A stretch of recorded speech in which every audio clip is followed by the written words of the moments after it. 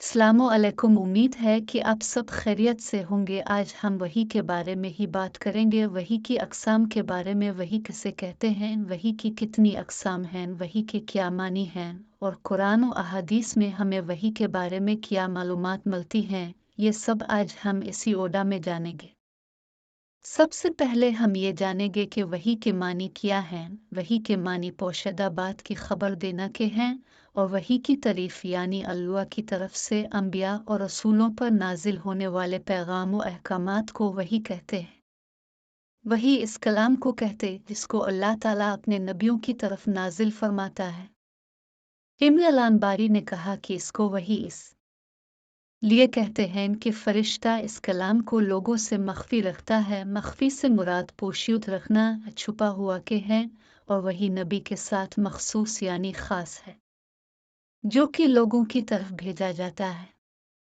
और जो लोग एक दूसरे से खुफिया बात करते हैं वही के असल मानी है। अबू इसहाक ने कहा है कि वही का लुगत में मानी है खुफिया तरीके से खबर देना, इसी वजह से इल्हाम को वही कहते हैं।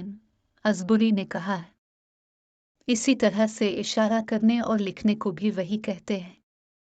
इशारा के मुतालिक अल्लाह ताला कुरान में सूरत मरियम आयत नंबर 11 इरशाद फरमाता है, बस वो ज़िक्रिया अलैहिस्सलाम अपनी कौम की तरफ मस्जिद से बाहर निकले तो उन्हें इशारा से कहा कि सुबह और शाम तस्बीह करते रहो।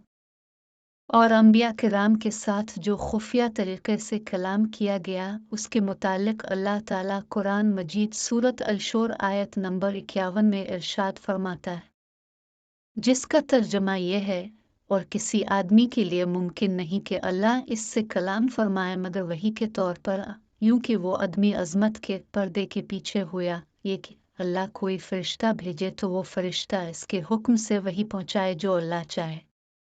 बेशक वो बुलंदी वाला, हिकमत वाला है।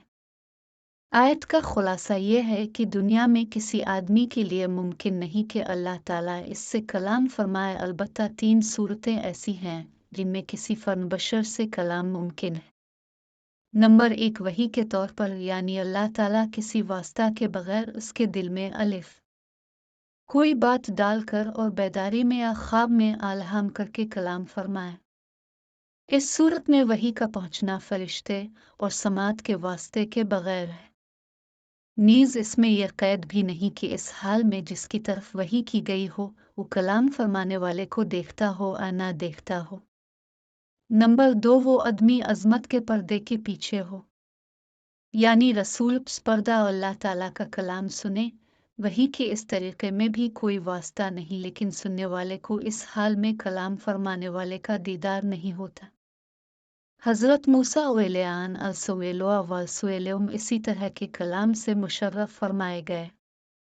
नंबर 3 अल्लाह ताला कोई फरिश्ता भेजे तो वो फरिश्ता अल्लाह ताला के हुक्म से वही पहुंचाए जो अल्लाह ताला चाहे। वही के इस तरीके में रसूल की तरफ वही पहुंचने में फरिश्ते का वास्ता है। रसूलुल्लाह सल्लल्लाहु अलैहि वसल्लम पर वही बहुत से तरीकों से नाजिल होती। इनमें से एक सही बुखारी की हदीस नंबर 2 में बयान है, जो ये है, उम्मुल मोमिनीन हज़रत आयशा रज़ी अल्लाह ताला अन्हा से रवायत है कि हज़रत हारिस बन हश्शाम रज़ी अल्लाह ताला अन्हु ने रसूल अल्लाह सल्लल्लाहु अलैहि वसल्लम से पूछा, ये अल्लाह के रसूल, आप पर वही कैसे आती है? तो रसूल अल्लाह सल्लल्लाहु अलैहि वसल्लम ने फरमाया, कभी तो वही आने की कैफियत घंटी की टन की तरह होती है और ये कैफियत मुझ पर बहुत सख्त गुजरती है। फिर जब फरिश्ते का पैगाम मुझे याद हो जाता है तो ये कैफियत ख़त्म हो जाती है। और कभी फरिश्ता इंसानी शक्ल में मेरे पास आकर मुझसे से हम कलाम होता है और जो कुछ वो कहता है मैं अलिफ से महफूज कर लेता हूँ। हज़रत आयशा रज़ी अल्लाह ताला अन्हा बयान करती है, मैंने सख्त सर्दी के दिनों में रसूल अल्लाह सल्लल्लाहु अलैहि वसल्लम को देखा कि जब वही आती तो इसके ख़त्म होने पर आपकी पेशानी से पसीना निकलना शुरू हो जाता। इस हदीस में हमें यह पता चलता है कि जब रसूल अल्लाह सल्लल्लाहु अलैहि वसल्लम पर वही नाजिल होती तो आपकी क्या कैफियत होती, और ये भी कि आप पर किस तरह वही नाजिल हुई थी। सारे कुरान करीम को एक दफ़ा नाजिल करने की बजाय थोड़ा थोड़ा करके क्यों नाजिल किया गया? यह सवाल खुद मुशरिकीन अरब ने हज़रत सल्लल्लाहु अलैहि वसल्लम से किया था। अल्लाह ताला ने सवाल का जवाब खुद इन अल्फाज में दिया है। और काफिरों ने कहा, उन पर सारा कुरान एक ही मर्तबा क्यों नहीं उतार दिया गया? हमने यूं ही इस कुरान को थोड़ा थोड़ा करके नाजिल किया ताकि उसके साथ हम तुम्हारे दिल को मजबूत करें, और हमने इसे ठहर ठहर कर पढ़ा। और वो आपके पास कोई भी मिसाल ले आए, हम आपके पास हक और बेहतर बयान ले आएंगे। सूरत अल फुरकान आयत नंबर 32 और 33 है। इमाम राजी रहमाउल्लाह ने इस आयत की तफसीर में कुरान करीम के तदरीजी यानी दर्जा बदर्जा नुज़ूल की जो हिकमतें बयान फरमाई हैं, यहाँ उनका खुलासा समझ लेना काफ़ी है।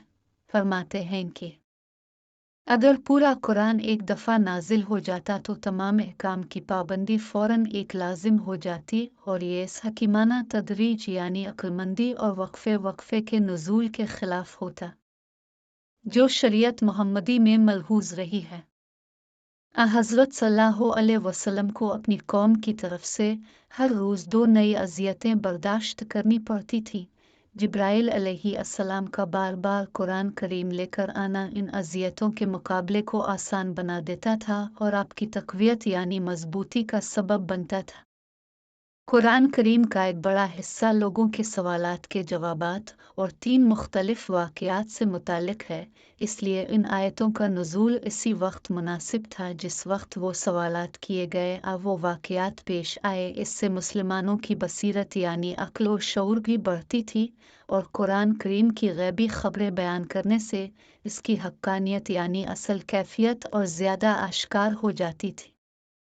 ये थी आज की वीडियो जिसमें हमने वही के मुताल्लिक़ बात की नुक्ता। उम्मीद है कि आपको वीडियो पसंद आई होगी। हमारे चैनल की वीडियोज़ देखने के लिए हमारे चैनल को सब्सक्राइब करें। शुक्रिया।